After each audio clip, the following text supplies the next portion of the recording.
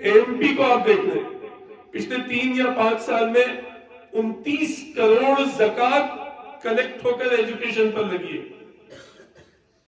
خورشید انور صاحب اور یہ ہے کہ جو ہمارے ٹرینر تھے وہ بہترین ورک شاپ چلانے والے عبد القادر، موسٹ ویلکم۔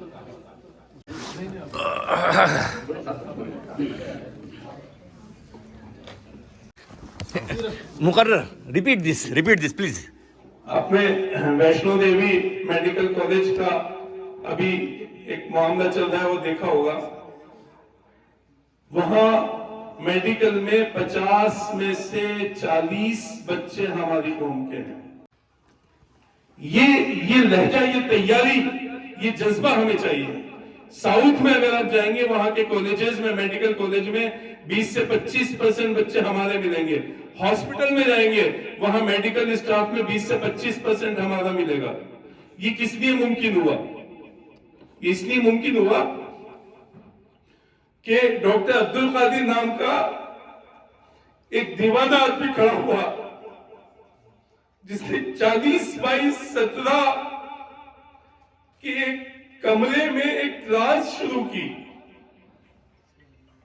آج ان کی اس دیوانگی کی وجہ سے ہزاروں بچے ہمارے میڈیکل میں جا رہے ہیں۔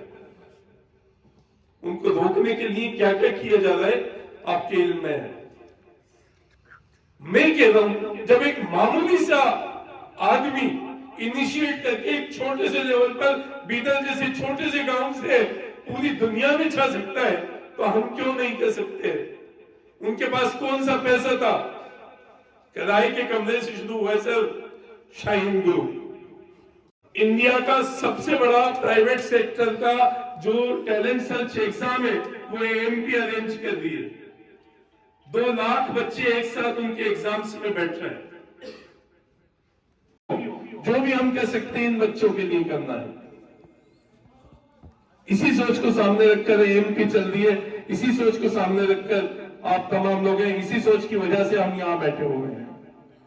پچھلے 2-3 سال میں کوشش کی ہے کہ ایک سسٹم بنایا جائے، اس سسٹم کے تحت کام کیا جائے، کیونکہ الحمدللہ جیسے میں نے بتایا اس وقت یہ حال تھا کہ ہم ایک سڑک کے کونے پر بیٹھے ہوئے تھے۔ آج اس طرح کا حال ہے کہ 20-25 ایجوکیشن پوائنٹ ہیں، کوچنگ سے لائبریریز ہیں، وہ سب چل رہی ہیں۔ تو حالات تو سدھرے ہیں، وسائل بڑے ہیں، ضرورت اس بات کی کہ ہم ان کا فائدہ اٹھائیں۔ آج تعلیم 3 دن کی ورکشاپ کے لیے ہم لوگ قادر سر ٹوک سے یہاں آئے، بچوں کے بیچ میں بات کی، بچوں نے پورا انٹرسٹ لیا، وہ جہاں جہاں جا رہے ہیں بچے پورا انٹرسٹ لے رہے ہیں۔ کم بات نہیں ہے دوستوں۔ اب ذمہ داری ہماری آتی ہے کہ ہمیں کیا کرنا ہے۔ تو ایک اسٹیٹ لیول پر ایک پالیسی بنائیے، ملک کا نام آپ نے سنا ہوگا، اس کو رکھ کر جس میں بہت ساری تنظیم۔ تو میرے نوجوانوں، پیسہ، فنڈز، وسائل، پراپرٹی کوئی چیز معنی نہیں رکھتی۔ جو چیز معنی رکھتی ہے وہ تمہارا جذبہ اور حوصلہ معنی رکھتا ہے۔ آج یہاں تک ہم پہنچے ہیں، اتنا سب لوگ آپ کے لیے کرنے کو تیار ہیں۔ ضرورت اس بات کی ہے کہ آپ لوگ ذمہ داری لیں۔ میں نہیں کہہ رہا آپ پورے اسٹیٹ کی ذمہ داری لیں، پورے اسٹیٹ پر آپ ایک ہو جائیں۔ میں نہیں کہہ رہا آپ پورے ضلع کی ذمہ داری لیں، مت لیجئے، آپ خالی سوچ وچار کر لیجئے، لیکن آپ کے محلے کی، آپ کے اپنے بچوں کی ذمہ داری تو آپ کو لینا ہوگا۔ کوئی دوسرا نہیں آئے گا آپ کے بچوں کو پڑھانے کے لیے، کوئی دوسرا نہیں آئے گا ان کو فیسلٹی دینے کے لیے۔ سب سے اہم آج جو ہمارے لیے ہے وہ نئی نسل کے ہمارے بچے ہیں۔ سب سے زیادہ اہمیت ان کو دینے کی ضرورت ہے۔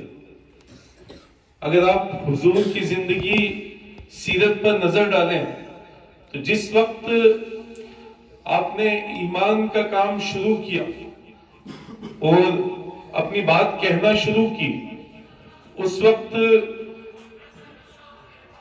ان کے بعد اہلیہ تھی، باقی تمام لوگوں کے بیچ میں انہوں نے تبلیغ کی اور امام کا کام شروع کیا۔ وہ ایک میسج یہ تھا کہ تم لوگ کیا ہو، تم لوگ فرسٹ پرسن ہو، میرے بعد کوئی نبی نہیں آنے والا، تو نبیوں والا کام تم لوگوں کو کرنا ہے، اور تمہارا کام اتنا سا نہیں کہ خالی اپنی زندگی گزارنا ہے، دین کے راستے پر چل کے، بلکہ اتنا ہے کہ قیامت تک اس طرح سے اپنی زندگیوں کا نمونہ پیش کرنا ہے کہ جو لوگ گمراہی میں ہیں، بھٹکے ہوئے ہیں، وہ تمہیں دیکھ کر صحیح راستے پر چل سکیں۔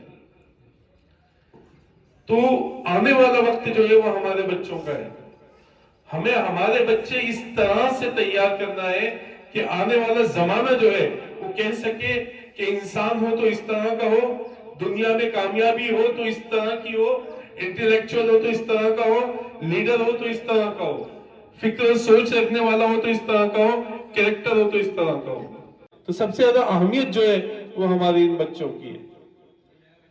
ہمیں ایک ایک بچہ ہمارے لیے قیمتی ہے، اس لیے نہیں کہ وہ آپ کا بچہ ہے، آپ کی ذمہ داری ہے، بلکہ اس لیے کہ آنے والے وقت میں اگر وہ آپ کی وجہ سے ایک کام ٹھیک کر پا رہا ہے تو آپ یقین جانیے آپ حضور کی جو تعلیم ہے اس کی تکمیل کرنے میں کامیاب ہے۔ یہاں جو ورکشاپ ہوئی اس کی وجہ سے دین میں یا دنیا میں کہیں بھی ہمارے بچے کو اہمیت مل رہی ہے، اس اہمیت کی وجہ سے اس کی بات کو توجہ سے سنا جا رہا ہے۔ تو اس کا مطلب صاف ہے وہ جب بھی بات کرے گا لوگ توجہ سے سنیں گے۔ تو وہ تمام لوگ جو ان بچوں کی تعلیم و تربیت کے پیچھے ہیں، یقیناً وہ اپنی ذمہ داری انہوں نے پوری کی ہوئی ہوگی۔ میں اہل بوندی سے گزارش کرتا ہوں کہ مشکل کچھ بھی نہیں ہے، اللہ تعالیٰ نے بے انتہا آسانیاں رکھی ہیں، ہمیں ان بچوں کی تعلیم اور تربیت کی طرف دیکھنا ہے۔ یہاں تمام لوگ جو موجود ہیں وہ سب تعلیم پر اپنی جتنی محنت